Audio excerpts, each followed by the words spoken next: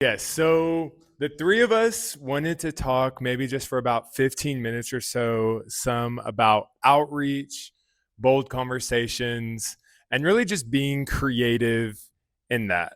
And I just thought of these two people because I think from the outside, we may put them in like different boxes in terms of personality for how they relate to one another or to other people. But honestly, just in like the outreach I've been doing on campus, and some of the brainstorming and coming up with new ideas, Gavin and Nam have both been very bold, and I just wanted them to also share some of their experiences to make this also like a collaborative, like you can go from here and talk to your core or the people in your core and start thinking about like what does being bold in my specific circle and area of campus look like, because we all are kind of involved and engaged in different circles or other clubs, and so I think being bold in our own way looks different, and it looks different for both Nam and Gavin. So yeah, I think Nam has a little bit he just wants to share, and then Gavin, and I'll wrap up. Should I hold this? Just hold it. Yeah. All right, can y'all hear me? Okay. So obviously, as y'all may know, I'm kind of like very bold. Some may know, right? I do like extreme stuff. I go out to the plinth, hold signs. Some say I'm on a ladder sometimes. I'm in the SU meeting random people, right? That's how you may see outreach as a whole. But at the end of it, outreach is so personal and it's so loving. And that's kind of what I'm going to dwell at throughout this whole time. So, as we see in our community, we're all students, right? We go to class, hopefully. We sometimes see who's friends with who in our classes or who's kind of sitting lonely. We go to the gym. We see on a consistent basis, hopefully also, and we see the same people at the same time as we go to, or even at the SU. We just see the same people sitting alone or just being on the other side and not doing much, right? We're in this routine. We're finally towards the end of the semester. We know what's going on around us, hopefully. So, through this, I want us to practice inviting people into our daily routine, right? And not only inviting them, but recognizing who's in it. I feel like a lot of us already know what's kind of going on, but we're not just picking up who the people are around us. So we just feel like there's no one to reach out to, or in fact, there actually is. We're not recognizing those people, right? We're not recognizing those people in our classes who are lonely. We're not recognizing those people at the gym or at the SU or just anywhere, right? We're already doing those things, so just invite them into our lives, right? They're not hard, they're not far, right? So don't make outreach this harder thing that you sometimes may feel like it is, of just being bold and going out and doing crazy stuff. It can just be simply inviting them into your daily routines. So obviously, just think about this word outreach, right? Think about it for a couple of seconds, the words, the things that come into mind. When I hear outreach, for some reason, I immediately go think of like coming out into the plinth or just meeting someone random in a coffee shop or at a store, having a long conversation. That's just kind of what I fixate at for some reason. But I just want to take this whole time of just seeing how Jesus modeled his ministry on what outreach is. So if you read John chapter 1, verse 14, it says that the word became flesh and made his dwelling among us. We have seen his glory, the glory of the one and only Son who came from the Father, full of grace and truth. Right? Grace and truth is the biggest one I want y'all to follow. If y'all are writing, just write grace and truth and what that idea is, because that's what I want to take away from this. So we all know that Jesus came with this love, this shalom, this mercy first, and then gave the truth, right? This love and truth approach, right? And we see this throughout the whole gospel, right? Some of them being like the adulterous woman at first protecting her and then saying, be away from your sins, right? And then we see this rich young man, right? Who Jesus said he loved him in the beginning and then also told him to give all his possessions, right? We're seeing this grace, then truth approach, this love and truth approach, right? So while, yes, the method of outreach may change by culture, the core idea has not changed from the beginning, that we must approach with grace and truth. So, what that may look like in our culture, me and Gavin are kind of going to bounce ideas off it. I made sure mine didn't correlate as much with his. So, kind of like what I said, right? You don't have to get on a ladder or run around meeting new people for fun all day, 24/7 like me. You can just do the simple things, right? Go into your classes, all right? If you haven't been there the whole semester, try it out. right? Go to class. See who these people are who are probably sitting by themselves or just in the back of the class, right? Get to know someone, right? That can just be one more new person. Or who are these people that you work on campus with, right? I know some of y'all have on campus job. Who are those people that your coworkers, right? You basically know everyone's shifts by now. So get to know who's who on your staff. Or even our gym guys and girls, right? I randomly, like, and this is obviously me, but I randomly met this guy named Sunny at the gym, right? He was just a very vibrant guy talking to a lot of other people in the gym. And I was like, I want to know this guy. Like, he seems fun. And now we text on a regular basis. Hopefully he'll come to the Grove one day. But it's just this invitation of just getting to know him and love him, and then hopefully show him the truth one day, right? So back to whenever Mother Samaria, how do you say her name? Mother Samaria? Samira, yeah. Her sermon, right? We see how she explained how Jesus went after the estranged. He went after the lonely. He went after the overlooked, right? And met them where they're at, but also didn't leave them there, right? He went up and met them, but that wasn't the end of the story, right? He didn't leave them there, right? And that's one thing I hyper fixated at, right? We meet people, but don't just leave them there, right? Maybe give them your phone number. Maybe tell them something about your day or learn about them, right? You don't just end by meeting them, right? And we have to remember, we can't love God and not the least of his people, right? We read that in Matthew 25, that our relationships with people affect our relationship with God in the end of the day.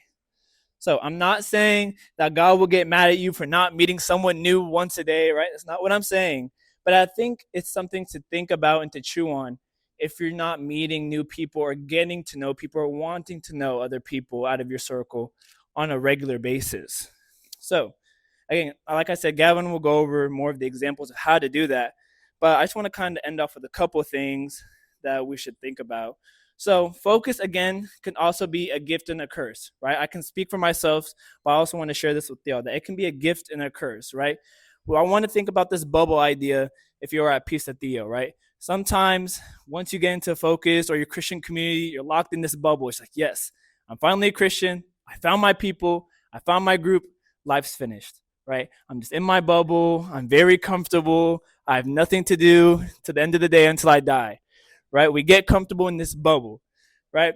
And we always say, I always love when people say this, where they say we're in this world, but we're not of this world. I'm in my bubble. I got my community, right? We are not in this world. And I'm like, hello?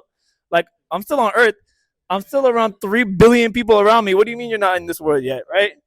We sometimes forget that we have a mission in this world, right? Just because we are not dwelling with the sins and the satanic people of the world, we're still living here and we still have a purpose, right? Get out of this bubble, right? Okay, yeah. Mother Samaria, she also said, like build this proximity, right? Get out of your comfort zone, meet new people, right? That's what we're called to do. Be the hands and feet of Christ. And yeah, let the Holy Spirit be inside of all of you guys. Minutes to that. Shoot. Here, I'll hold this one. You're just talking now. Hello. Sorry, I'm dealing with some allergies right now, so forgive me if I struggle a little bit. But yeah, I think like what Nam said, we often view outreach as like these very uncomfortable situations, and I think that like when we do that, we're like subconsciously telling ourselves that we're not good at outreach. But something that's really important for us to remember is that like evangelism is not a gift of the Spirit; it's a command. We see like the Great Commission, it tells us like go into the world and proclaim the gospel to the whole creation. Like God does not select a subset of us to go and preach the gospel. It's a mission for every believer. And I think that like outreach should definitely push us out of our comfort zones because outreach requires us to meet new people, which can put us in uncomfortable situations and conversations sometimes. But I think that the ways we go about meeting new people and doing outreach don't always have to be super uncomfortable. One of the things I've been thinking a lot about since Pizza Theology, Garrett talked about how our interests and our hobbies need to be benefiting the kingdom of God. And I think that's really something that's perfect because like our hobbies and our interests are perfect ways for us to like connect with people. And so that's kind of what I wanted to focus on today. I think that like not every interaction that we have with someone has to be super incredibly spiritual, but we need to remember that they have to create friendships and foundations for like evangelism later down the line. Because remember, we're after basics and not home runs. Like we're not going to convert someone in like a 5-minute conversation. We need to create friendships. We need to invite people into our lives, like Mom said. And I think that our hobbies and our interests are just like perfect for that. And I just wanted to like mention that this group of Orphism here is like one of the most diverse groups of people like in the history of mankind. I genuinely believe there's not a single person on this campus who like can't be ministered to by like at least one person in this room. Like we just have to take advantage of our unique interests and our unique hobbies and our unique experiences. And yeah, so I just wanted to like come up with a couple of examples like Mom did. One of the things that I've been trying to do recently, I've realized that every time I meet someone, like the conversation is just always about school. I really get annoyed with that because I think it's really degrading. So I've tried to find like another common denominator, and I think that for me, music is a really great one. I think everyone listens to music, everyone enjoys music, so like it just creates another like conversation starter to make a new friend. I also think like I don't know, if you're into arts and crafts or crocheting, like invite someone to do crocheting with you, teach them how to crochet. Like that could create this situation for like really meaningful conversations. And then this other one, there's a guy in my court named Carlos. I do FOJ with him. He really loves halal shack in the SU, but the line is always like extremely long. He told me one time, like every time he's waiting in line, he turns to the person behind him and triple drafts them in Clash Royale. And like, it seems kind of silly to us, but I told him like that's such a genius idea because it just creates this connection with another person. It creates more shalom, which like we really need more of. And so I don't know. Yeah, those are some of my examples. Just invite people to your lives. Yeah, I mean, I think so much of what you already do as a Corfa or in your day-to-day life does this. Like I'm sure not everyone in your core is a Christian. Not everyone in like your circle of friends even maybe is a Christian. And I think the point of some of this talk is just to reframe your hobbies and your different circles of people are some of the strongest places that you do outreach just through simple invitations because you're already spending so much time around these people. And so that's maybe a challenge to you in the next, tonight or the next day, like take a minute to brainstorm who are 2 to 3 people that I haven't invited into our broader community or haven't invited to my core or to the Grove that you could invite this next week or this semester or work towards an invitation.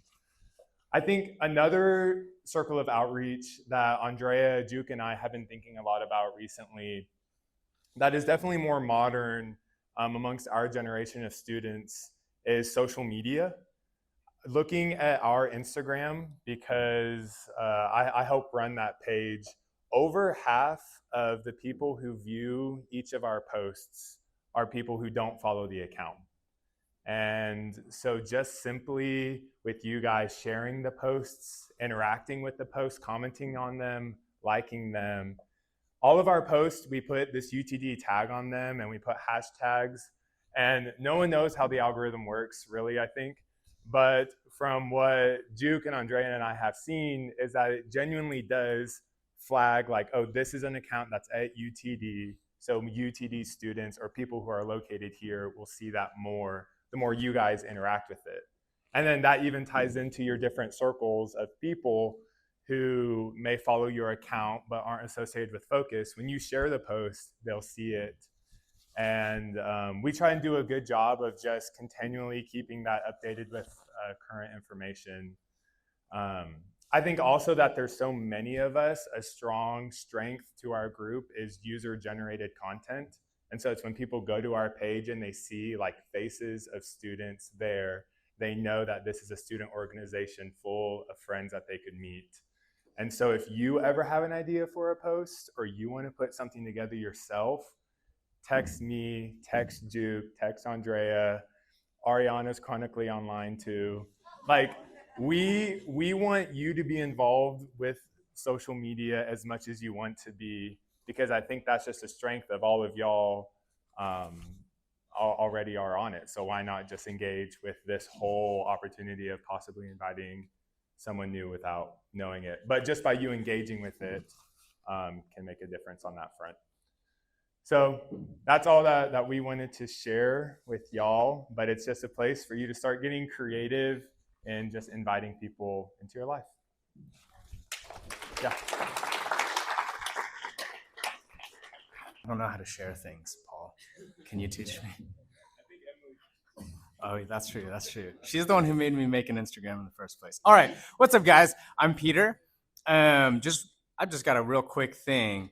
It has been so flippin' awesome every Grove that there are so many new people who come, and that is because you guys are inviting them. So give yourselves a hand. I think I made a joke suggestion. I make a lot of dumb ideas to our staff, and I was like, what if we burst into song every time we had 5 or more people, new people come on a Grove Friday?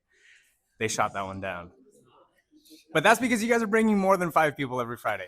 Now, I just want to say real quick, it can be a mouthful to give the instructions every time. And even then, I haven't figured out how best to give the clear instructions. And so we are the culture carriers of the Grove. How we introduce new people, especially if you've brought them, right? Because it can be intimidating to introduce yourself, is to start with, hi, I'm Peter, and I brought my friend Rachel, right? And that way it gives them an in, right? That you are the person who knows this community, but it can be hard. It can be confusing to new people. All right, what am I supposed to do? Am I just supposed to like raise my hand? Am I supposed to shout it out? What's happening here, right? And so we're the ones who know how this goes. We can introduce them best. And then we don't stop there, right? It's great that now we know that there's someone new and that this is their name. But there's more, right? The main point of it is so that we know who's new in our big community and that we can make sure they feel welcome once everything's all said and done. After that last song, we're like, oh, I remember there was a person over there who is new, Gavin is new. I'm gonna go over there and go meet them and say hi real quick, right? That's the point of having people introduce themselves, not just that they can, get a little applause and which is great. That's great. If that's all we did, that'd still be great. But we want to be a welcoming community that shows hospitality and make sure that anyone new feels like they belong here. Cool. You guys are doing an awesome job. All right, last thing is Juke and Caitlin. Does this work? Test? Okay. Oh, I blame Peter for that. Okay, so some of y'all might remember this if you were here last year, but our good friend Jacob Jamal Green, who's now graduated, used to run this Feeding the Homeless ministry called Brownback Outreach. And Caitlin and I have recently been convicted that we should start that back up. So we're starting a Feeding the Homeless ministry. I just like that aesthetic, Okay, is this better? Okay, so we're calling it Food for the Heart. We're going to meet... My bad, guys. Okay, we're calling it Food for the Heart. I think that's a fire name. One of Caitlin's friends came up with it. It's going to be Saturdays at 10 a.m. to 12 p.m. It's going to be Feeding the Homeless ministry, so it'll be great. Caitlin's going to cast the vision. I'll just yell. Okay, so the vision for this is that we want to love these people experiencing homelessness by feeding them and having conversations with them, spiritual conversations, but also conversations, just normal conversation where we listen to them and we treat them as people with value, and people that Jesus identified himself with. And so, and we also want to be growing and disciplined within ourselves and our community to serve our city and the people in our city. And so if this is something that you guys are interested in committing your Saturday mornings to, literally 10 to 12, and you guys want to grow this discipline of serving our community, then we encourage y'all to reach out to either of us. You can text us or just come talk to us, or if you have any questions. And we're starting this Saturday. This Saturday. So At my house. at It's Jake's 5 minutes house. away from campus. But if you're planning on coming or you want to join, come talk to us. Yeah. Yay.